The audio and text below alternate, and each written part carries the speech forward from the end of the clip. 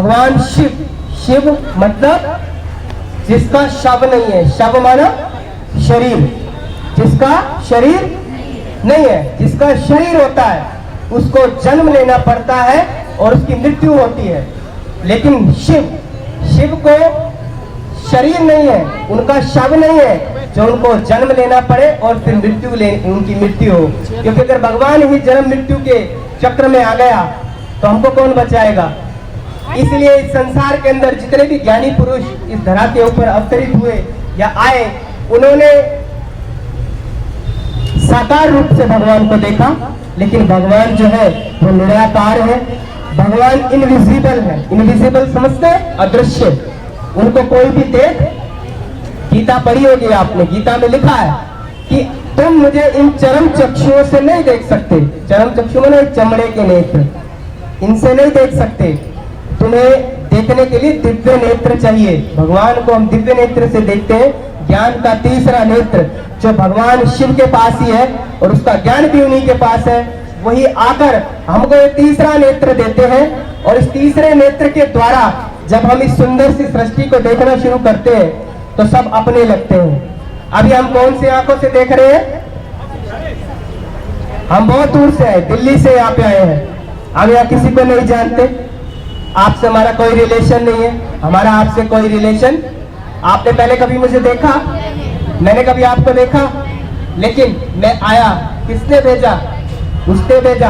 क्यों भेजा? क्योंकि उसने मुझे ज्ञान दिया है। क्या ज्ञान दिया है? तीसरा नेत्र दिया है, दिव्य दृष्टि दी है। उसने कहा है कि तुम ये सब शरीर के नाते अलग अलग हो, लेकिन आत्मा के नाते सब क्या हो? भाई और सब एक परिवार हो। अभी आपने गीत भी सुना होगा, सबका मालिक एक।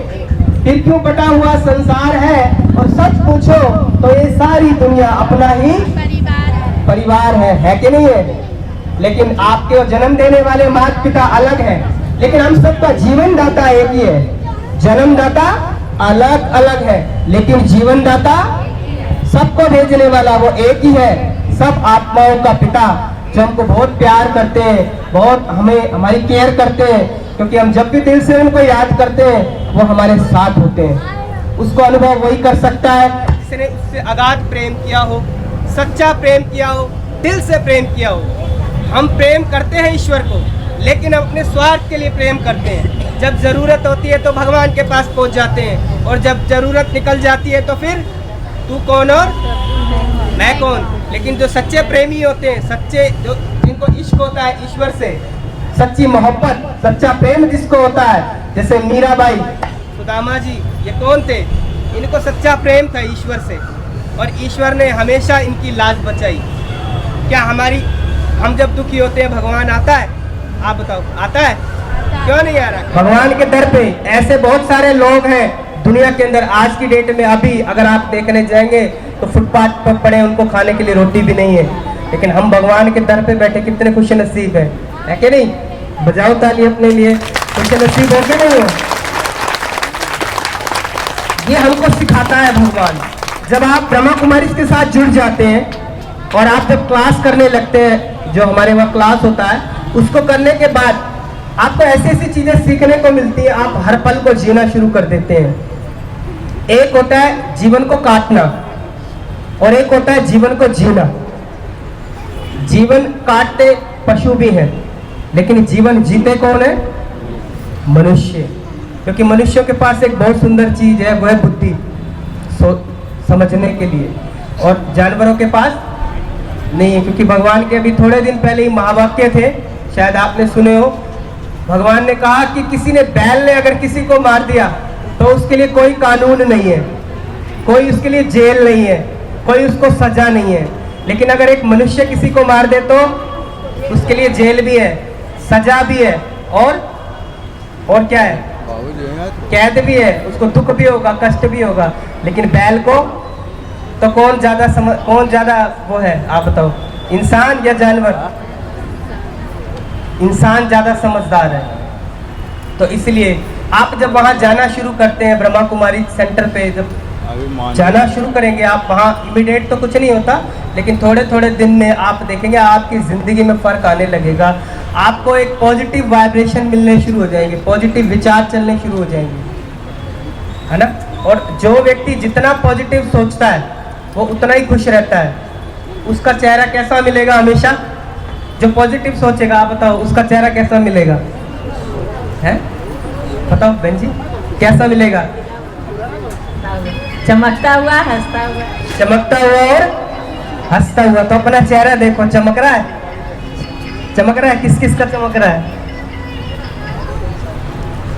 तो पॉजिटिव सोचने से हमको क्या होता है, हमारे जो हमारे मन में विचार चलते हैं वो हमारे चेहरे पे आते हैं, है ना। कैसे कैसे? देखो, कोई व्यक्ति है, कोई नाराज होता है तो चेहरा कैसा हो जाता है उसका?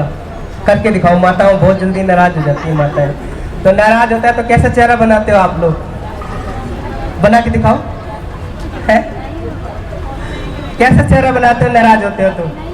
मन में नाराजगी का थॉट उत्पन्न होता है तो हमारा मुंह ऐसा हो जाता है, होता है कि नहीं? और जब मन में पॉजिटिव विचार चलता है, खुशी होती है तो चेहरा कैसा होता है? हो जाता है ना, स्माइल आती है। और जब गुस्सा आता है तो मन में तब कैसा होता है? आंखें नींबू की तरफ बाहर आ जाती है ना। आती है कि नहीं आती है? और बताओ।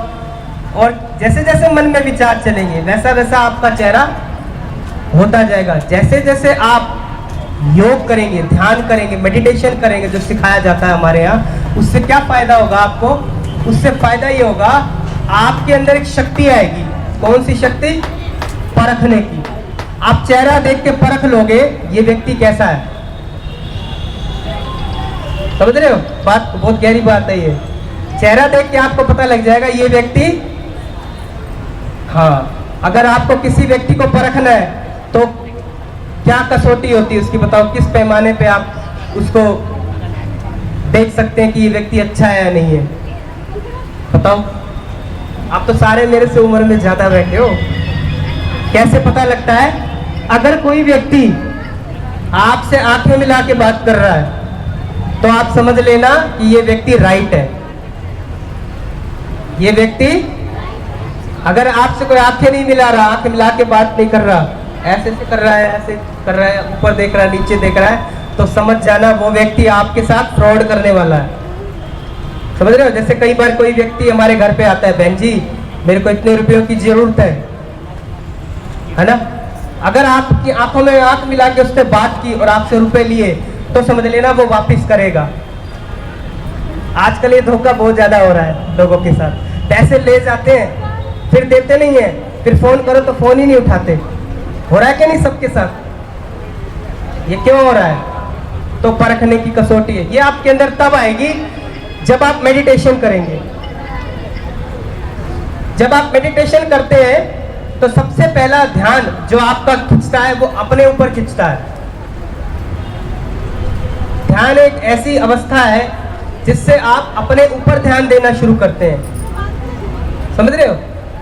आपको खुद को, जब आपका कभी नाराज होगे, चेहरा बन जाएगा ऐसे मुंह लटका के, तो आपको महसूस हो जाएगा अंदर से कि मेरे अंदर कोई व्यर्थ चल रहा है, कोई वेस्ट विचार चल रहा है। आप पे पता लग जाएगा, आपको किसी से पूछने की जरूरत नहीं है। जब आप अकेले में बैठे होते हो, ध्यान करते हो अकेले में बैठ के, तो आप अपने पूरे अपने आप को देख सकते हो अच्छे से।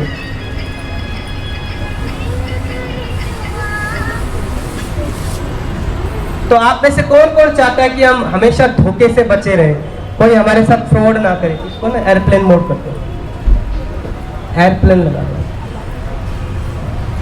बताइए कौन कौन चाहता है हम धोखे से बचे रहें?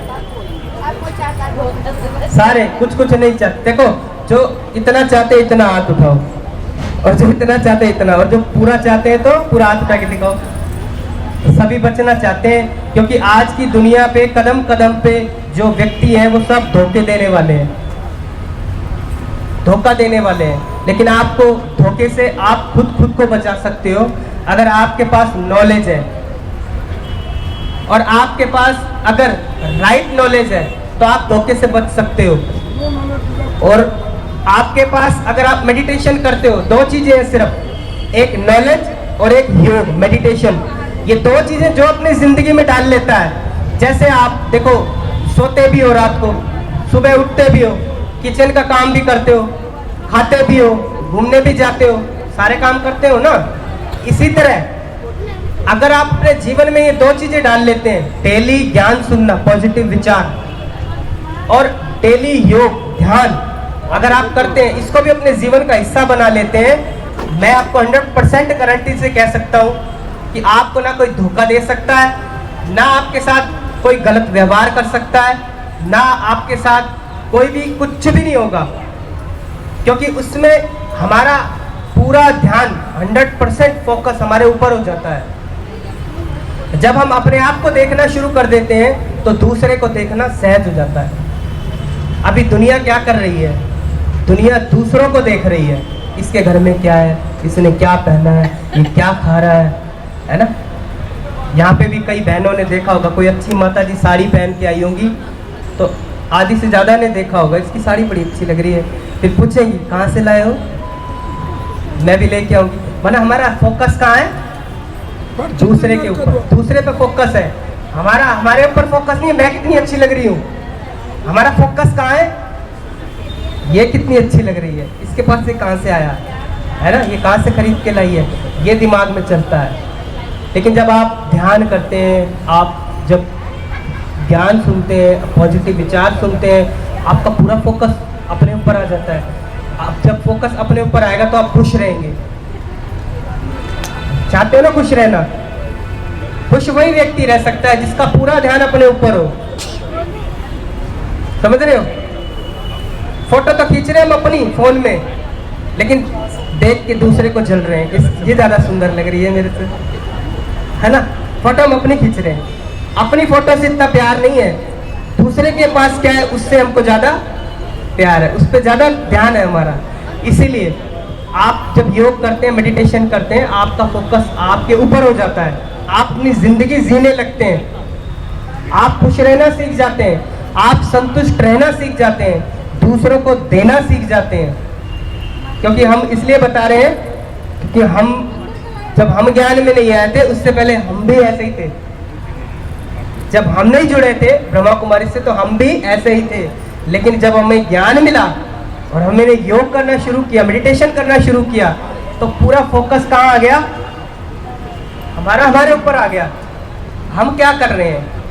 अभी हमारा फोकस क्या रहता है, वो क्या कर रहा है। लेकिन जब आप वो चीज करते हैं तो आपका फोकस अपने ऊपर आ जाता है, मैं क्या कर रहा हूँ। आप खुश किसको रहना है, मुझे रहना है या दूसरे को? आप क्या चाहते हैं, दूसरा खुश रहे? मैं कौन चाहता है मैं खुश रहूं, मैं संतुष्ट रहूं, मैं अपनी जिंदगी जीऊं? ये कौन चाहता है? या आप लोग जियो, मैं हमेशा दुखी रहूं? ऐसा तो नहीं ना। तो आप अगर जिंदगी जीना चाहते हैं रियल मायने में, आप इस धरती पे भगवान ने आपको भेजा है, तो एक बात रात को सोने से पहले और सुबह उठने के बाद अपने आप को याद दिलाना हमेशा कि मेरे जैसा इस दुनिया में कोई दूसरा, मेरे जैसा इस दुनिया में कोई दूसरा नहीं है। मैं इस संसार में सबसे विशेष हूँ, मेरे जैसा दूसरा कोई नहीं है। जब आप ये बात रात को सोने से पहले सुबह उठने के बाद अपने आप को याद दिलाएंगे तो आपको कभी ये महसूस नहीं होगा ये गोरी है, मैं काली हूँ, इसने अच्छा पहना है, मैंने अच्छा नहीं पहना, है ना। छोटी छोटी बातों पे होता है ना अंदर गिल्ट होता है, इसके पास गाड़ी है मेरे पास नहीं है, मेरे पास कब आएगी, इसके पास पैसा ज़्यादा है मेरे पास नहीं है, इसका मकान कितना अच्छा है मेरा मकान तो छोटा सा है। आता है कि नहीं कभी कभी मन में? ये क्यों आ रहा है? क्योंकि हम अपने को उससे हीन समझ रहे हैं, हम सोच रहे हैं ये ज़्यादा अच्छा है और मैं, लेकिन नहीं। आप अपने आप में एक विशेष हस्ती हैं, आप अपने आप में एक विशेष क्या है? बोल ही नहीं रहे आप तो।